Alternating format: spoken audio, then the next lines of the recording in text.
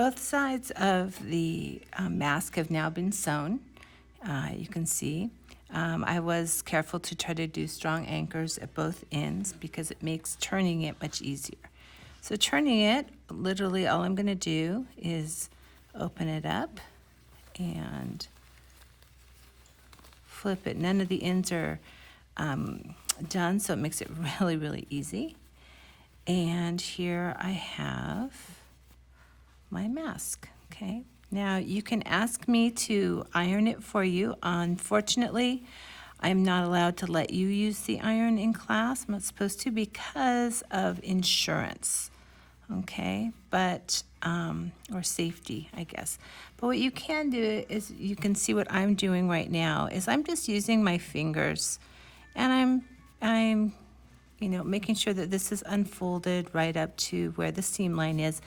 Then just run your fingers a few times along there. On this side, go through it once, first from underneath. You can see what I'm doing and kind of try to press and open that up.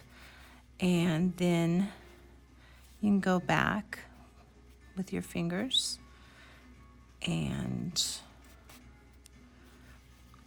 just press open like this and just rub those fingers. Your fingers can do an awful lot of work, okay? Just taking a few minutes to kind of press and rub, and I can poke my finger to put the, to create the double layered thing there, and I can come over to the other side and do the same. Going to first put my finger underneath so I can push right along that seam line, okay, to make sure that that's getting fully open, and then just rub it with my fingers a little bit. If when you're doing this in class, if it seems like you really would like it to be ironed, don't hesitate to ask me. It might take a couple minutes if I'm in the middle of something, but I'll set up the iron. It just takes a moment to heat up, and we can press it with the iron. Iron is a wonderful piece of magic, that heat in sewing.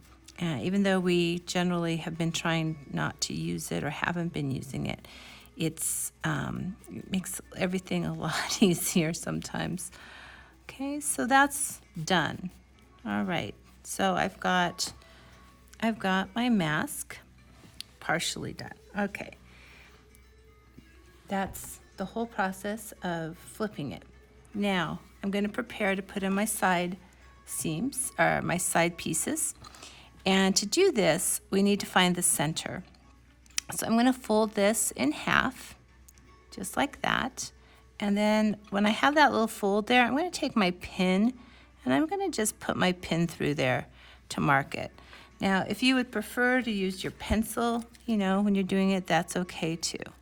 All right, and then I'm going to fold this in a second time right here, and I'm going to do the same thing. I'm going to put a little pin right here to mark where that center is, and then again this from the other side, folding it in to the center and putting in one more pin. Okay. Doesn't matter if they're going opposite directions or not. Those pins are going to help me. So here I'm using my pencil now. I'm marking here and here and here. Okay. So this mask gets a couple folds. So what I'm going to do now, here's my front. I've got my nose parts, my pleats, my darts facing outward.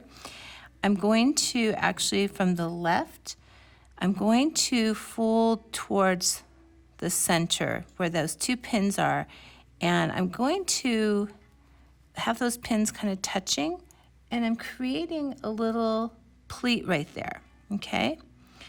And I want to then I'm going to take out one of the pins and place it through the top, and then I'm going to leave the middle pin in place. I'm going to do the same thing on this side. I'm kind of folding to the back, okay? Folding to the back.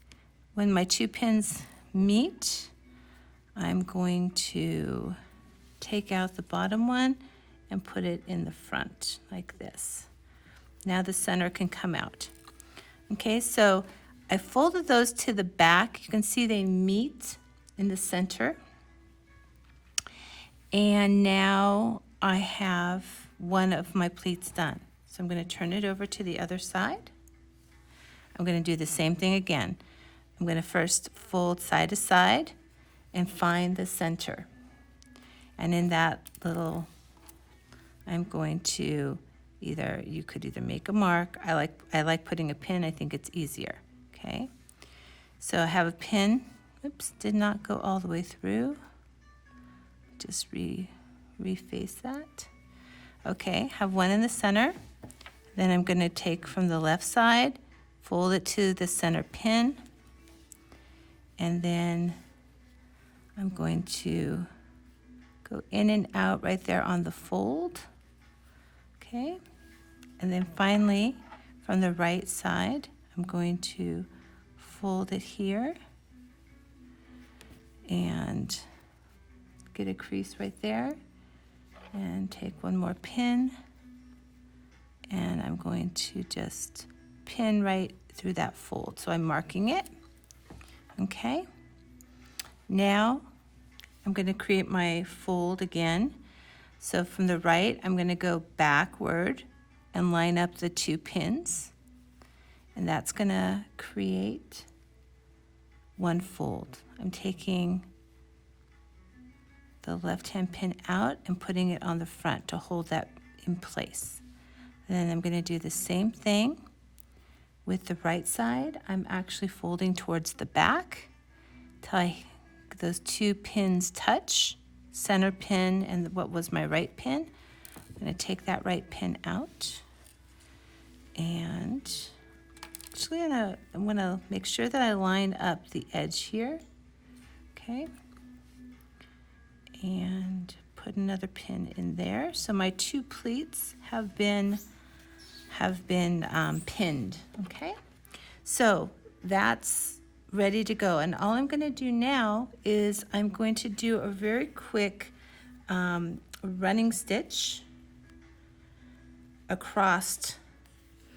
And these can be fairly big, but the whole point here is I just want to keep my pleats in place without pins. So I'm kind of just going back and forth. If you guys remember, the running stitch is just in and out, go down and up, down and up. And I am not doing huge ones here because that would not really help keep it in place very much. But I don't have to tie a knot at the end, you guys. All you need to do is, remember how we do anchor stitch? We'll just go back one more time. Let me see if I can bring this up. One more time and go through. Okay, one more time and go through. I'm starting to think I should have done this with plain fabric. It might have been easier for you guys to see. If it is a problem, let me know, and I'm going to go back and I will redo it. So once I've gone through here with a running stitch, hopefully you can see that. Okay, just right across there. I can now take my pins out. Okay, and that running stitch is going to hold it in place. This is not the final stitching that'll happen here, so it doesn't have to be super strong. We just want it to be able to hold things together. Okay, I'm going to do the next other side. Exact same thing with the running stitch, and then we will go on to the side bands.